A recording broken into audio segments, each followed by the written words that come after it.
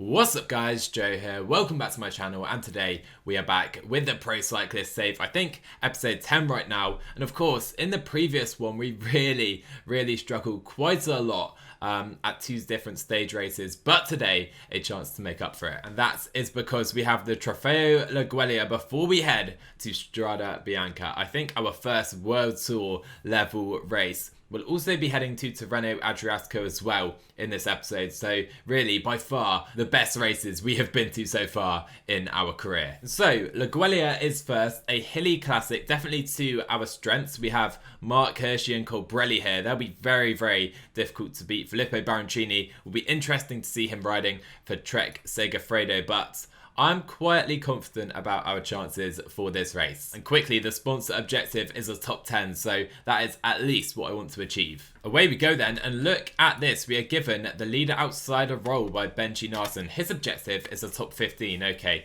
well, we're going for the top 10. And how strange it is to see Vincenzo Nibali back in Astana colours. And just to highlight one more rider very quickly, Filippo Baroncini joining Trek Segafredo in real life. He is a class puncher, good sprinter as well, good baroudeur. I'm sure he's going to be a quality rider. Interesting tactics by the team. We have just attacked with Martin Marquez. We also had Alejandro Rapero attacking as well. Not quite sure what they're thinking. They're just going to spend energy at this stage. We need to save ours for these final climbs. Here we go then. The Colla Mercuri is going to decide this race for a sense of it as well. I think we just need to try and survive until the final climb. And like I said before, our mountain rating is really what makes it difficult to survive these climbs. Probably seeing attacks from other teams as well. And this has been such a selective race already. Garcia is about to go out the back and we're going to be by ourselves. Let's try and get to the front of this group as we have Vincenzo Nibali and Mark Hirschi making a move. Let's try and stick with Baroncini and Colbrelli. And so 22 riders in this group. I'm not going to relay. We have plenty of Astana riders,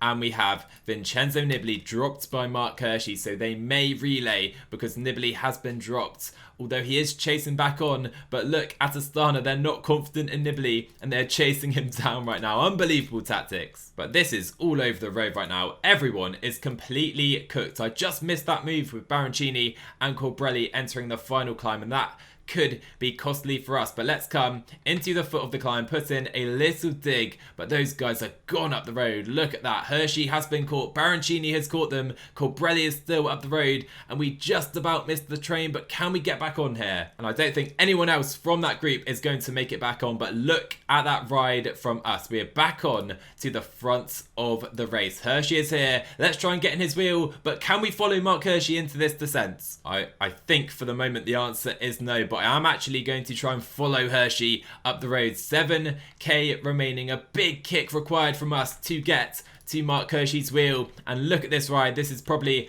our best performance as a pro so far. I'm gonna sit on Hirschi. We cannot relay with him. Only 5k to go. We have splits forming behind. Who is following? It is Baroncini. And Mark Hirschi is putting in a massive dig right now. Mark Christian falls. That doesn't matter. Here is Baroncini as well. I think I'm going to get in Baroncini's wheel. It's a 3-up sprint for Lagueglia. Hirschi, Baroncini and myself. So 2k to go. I'm going to play it cool. Hugo Uhl made it back on for Astana as well. 1.5k to go. We're sitting on Baroncini. He goes early under the Flamme Rouge. Let's go for the line. Can we beat Hirschi? Can we beat Baroncini? It's going to be our best result so far as a pro. We win Lagueglia ahead of Baroncini and Hirschi. Oh my word, I'm so pumped with that result. By far our best result as a professional rider. We win Trofeo Lagueglia. It's been such a difficult first few races to the season, so that is a massive confidence booster. Look at the riders we have defeated today. Oh, I'm so happy. It was such a selective edition of the race as well. And deservedly so, 51 points, making our way to level 12. And that was the perfect precursor, our biggest win as a rider before the biggest race we are going to ride yet in our career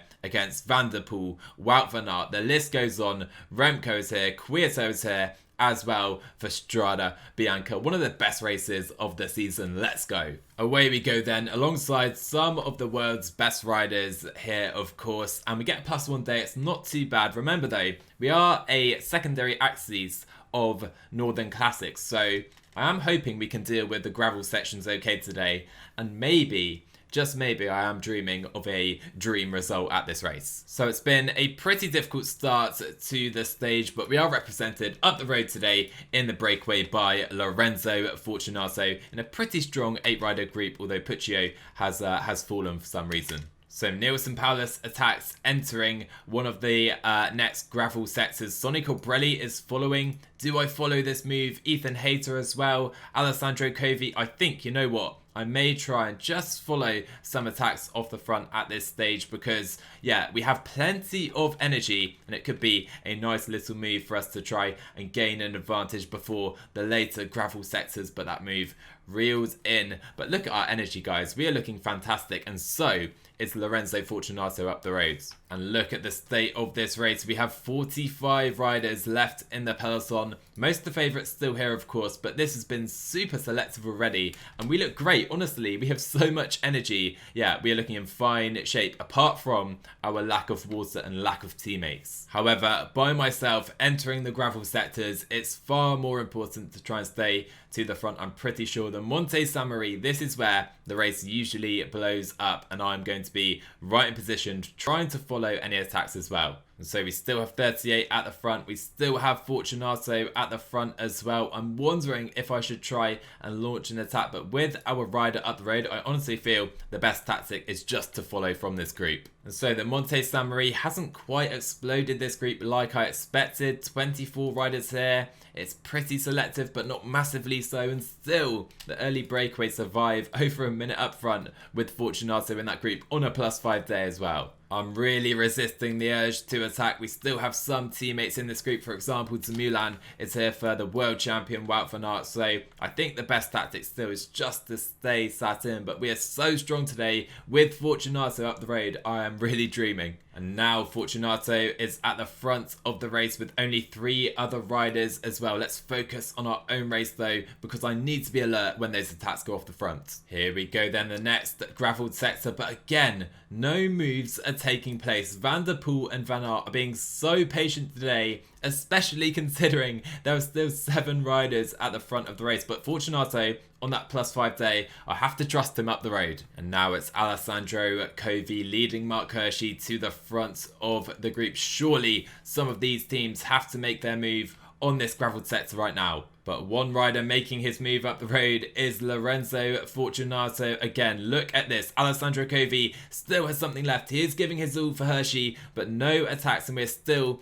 in this group behind Fortunato out front with one other rider. Not quite sure who it is right now. Let's again try and stay focused on our own race. Oh my word, guys, what a tense edition of Strada Bianca. Where have the attacks been? Nowhere so far. Fortunato is digging in for victory, but Wout van Aert and Van der Poel are still playing it patient behind, with Alessandro Covi working in this group. But out front, Fortunato has dropped Adam de Vos. We can see him. He still has something left, and I think our tactic has to be to play the Fortunato card and let him hang out front and maybe go for victory. He literally has 4k to go and still holds the lead of this race. Alright, here we go. We have 3k to go in Strada Bianca. I'm going to try and get in the wheel of Wout van Aert, the breakaway. Have a chance of winning today. What on earth is this? Let's try and get to Wout van Aert's wheel. I think here's the place to be. Van der Poel drops off a little bit. There goes Matthew Van der Poel. There goes Van der Poel. Let's get in his wheel. Fortunato,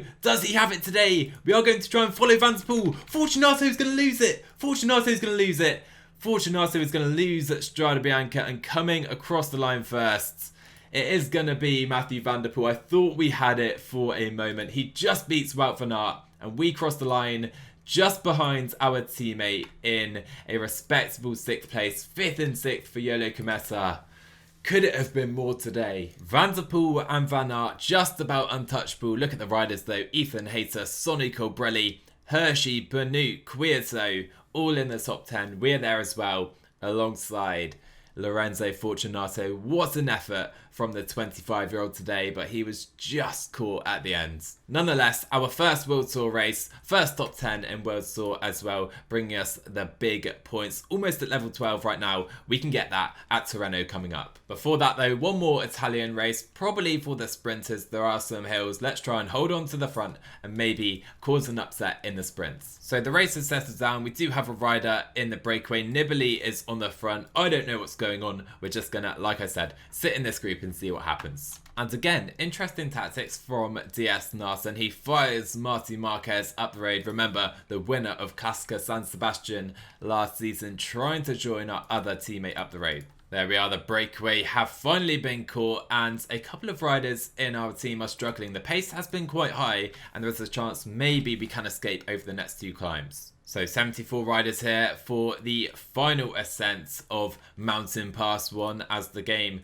calls it. Gibbons, Fred Wright trying to escape. Maybe we can try and counter this move after following our teammate. In fact, let's do that right now. Let's try and join Ryan Gibbons at the front of this race. Restrepo on our wheel. Just try to create some kind of gaps and some kind of elite group at the very front. So we are away with 6, but it does come back to 20 riders. So I think we'll need to sit up and maybe just try and follow moves by other teams at this point. So 3k to go. I have found my way to Pascal Ackermann's wheel. Of course, we're not going to win this race at this point. Maybe we should try and move up, get in the wheel of Battistella, who is trying to escape, but I cannot follow Battistella right now. Apollonio doesn't have the energy either. He's going to try and give us a lead out right here into the final kilometre. Is Battistella going to hold on? We're certainly not going to win today. It is going to be Caden Groves winning in Italy. Good finish by Albanese in the top 5 for us. It's another top 10 finish. And the 24 points we get there are going to take us to level 12 ahead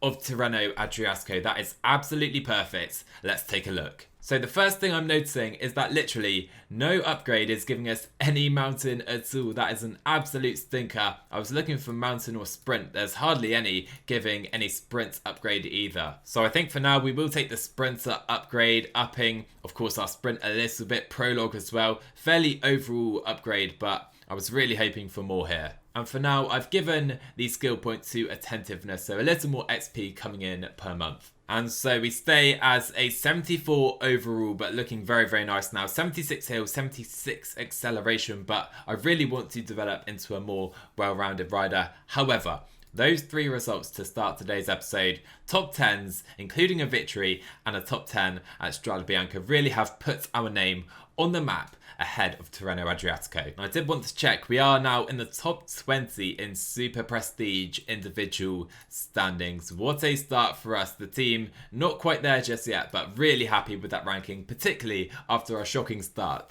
But Tirreno Adriatico does start with a team time trial. This time around we have a sprinter stage, then a very long hilly stage right there, a mountain climb on stage 4 again, very long stage, a hilly one, flat one, and then a time trial. So the stages at either end of the race not really suiting us, but the hilly ones and maybe the mountainous ones in between could be for us. And in the previous episode we did have that absolutely stinky team time trial. I'm not sure what the game is doing, so we are going to quick sim this first one. And of course we're not going for GC, so it doesn't really matter, but we are last place, 20 seconds over 2 minutes down on the Koenig Quickstep, and it is Kasper Askren in the lead of the race. And stage 2 for Caleb Ewan Jakobsen and Groenewegen, Malia here as well. What a start list for Tirreno. For us, let's just try and survive the stage. Away we go then for our first World Tour stage race. I think we'll stay in the peloton today, despite Benji Naesen's wishes, but looking quickly at the start list, just so you guys can see it, a very, very strong start list, as you would expect. Maybe Carapaz, Evenepoel the favourites for the GC, but Nal is here as well, so super strong team for the Ineos Grenadiers. But if you want to see, that is the full start list for Tirreno. So not too much action so far today. Of course, I have managed to navigate to Fernando Gaviria's wheel. I think we'll try and stay here. The final 5k just approaching. Belletti fell for us, that's unlucky. But let's try and stay here in a pretty good position, but try not to get blocked in. And I'm afraid to say that's exactly what has happened. I'm going to try and move up maybe on the right hand side of the road again, because we are so so far out of place right here. There is Van der Poel, maybe getting his wheel, not too sure. There's Bonifacio as well. Try to move to the front and just try to maybe snag a top 10 would be a very good result for us today. Let's go a little early, try and get the jump on Bonifacio, follow him again into the final kilometre. Who's going to take the stage win? It will be Dylan Groenewegen just ahead of Bonifacio. Very, very close finish right there. And I think we will get that top 10 indeed in 10th place. So that was a fairly fun stage. Hopefully though, this one should be a lot more exciting. 241 kilometers, plenty of hills, punchy finish. Could suit us if we have a good race day, but Van der Poel, of course, is going to be pretty difficult to beat. Okay, we have been given the role again by Benji Naesen to take the Barada and try and go into the breakaway. Let's try and sneak through here and try and get in the breakaway. That sneaking is so useful to try and get in the breakaways early on. I usually forget I have access to it, but let's try and get in this breakaway. However, I've been literally unable to join today's breakaway. I've been trying since the start. We do have Lorenzo Fortunato up the road. I'm going to try and make one final bridge attempt and see if we're allowed, but I doubt it. Nope, we're not able to join Bouchard, Neerlands or Fortunato up the road. What a day for Fortunato as well. We could have helped him try to win the stage. However, Fortunato is now caught from said breakaway. We're trying to conserve a little energy before the final efforts of the day, but the tempo is rapid right now. Our first sighting of Peter Sagan in that Total Energies jersey. We're trying to make our way towards the front of the race because 15k to go. This is where the race is going to really open up. We're a little too far back for my liking. Let's try and get to the front now. So we're clinging on over the top. Verona, Thomas and Carapaz are trying a little attack over the top here. I think we're just about going to make the front half of the race, or no, the front is literally just up the road. Oh my word, we've just missed it. We're gonna have to sit up. But anyway, 4k to go. We don't really have the energy to compete today, so we are going to be cruising into the line again probably without any type of position as the front group. I think they look at each other a little bit, but it's not going to be for us today. And at the front of the race, it will be Ethan Hayter winning ahead of Van der Poel, Carapaz and Evenepoel. What an interesting finale right there. Roglic only 5th as well. He is some way behind, and we are just going to cruise in with the likes of Valverde and Jonas Giri and the Movistar team, it seems. However, no substantial time gaps until 21st place, which does mean that Kasper Asgreen fights to hold on to the lead of the race. We were 42nd, by the way, in the end right there. Probably worth losing time on purpose, if possible, so we can make sure we can go in the breakaways. And talking of the mountains, here we go. 225 kilometers, hills as well. This should be a really fun stage. So a very poor race day for us. -3 actually to start today's stage. That sneak is absurd at the beginning of the stages when you want to get in the breakaway. Anyway, hopefully we can join this break. Maybe Fortunato on another +5 can join us as well. And this is perfect because that is exactly what has happened. So our job for the day is to help Lorenzo Fortunato try and maybe win this stage. Nope, maybe not. We're caught by the peloton. Let's try and follow Fortunato up the road again. But no, we were caught, unable to rejoin the breakaway again. Fortunato he's there with Bouchard, Neerlands, and I thought that was Sam Bennett. Sean Bennett up the road here. It's going to be a quiet day for us. Gutted that we weren't able to support Fortunato up the road today. However, he has just taken the provisional KOM jersey, so that is at least some success for the team at Tirreno this year. There you go, 23 points for Fortunato. So we finally come to the foot of the final climb, and it is Jumbo-Visma trying to blow things up either for Vingegaard or Primoz Roglic today. But Fortunato,